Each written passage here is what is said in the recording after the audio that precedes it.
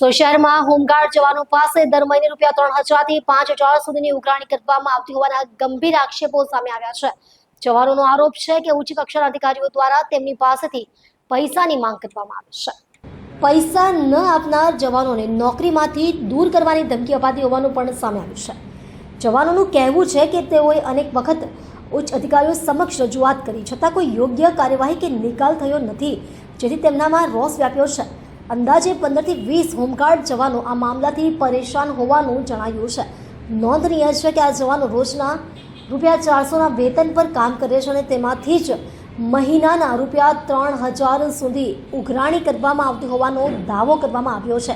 આ મામલે હજુ સુધી અધિકારીઓ તરફથી કોઈ નિવેદન આવ્યું નથી। જોકે આ ઘટનાએ સુરત હોમગાર્ડ વિભાગમાં ચકચાર મચાવી દીધી છે। મારું નામ નિલેશ રાજેન્દ્રભાઈ પાટીલ છે। मैं 2016-17 થી હોમગાર્ડ ખાતામાં નોકરી કરું છું। મેં સીપી સાહેબમાં રજૂઆત કરી છે આ માટે કે અમને અમારા જે ઓફિસર કમાન્ડિંગ સાહેબ છે થોમસ માઇકલ પટારે એ અમને બધા હોમગાર્ડને માનસિક ત્રાસ આપે છે બરાબર, અને ખોટી રીતે હેરાન કરે છે। રહેઠાણથી દૂર નોકરી આપે છે। બાકી ઘણા હવે 1-2 વર્ષ પહેલાં એકાદ વર્ષ પહેલાં એમના પાસે ઘણા હોમગાર્ડો પાસેથી પૈસા ઉઘરાવેલા હતા, જેના ફોટો તમને બતાવી શકું।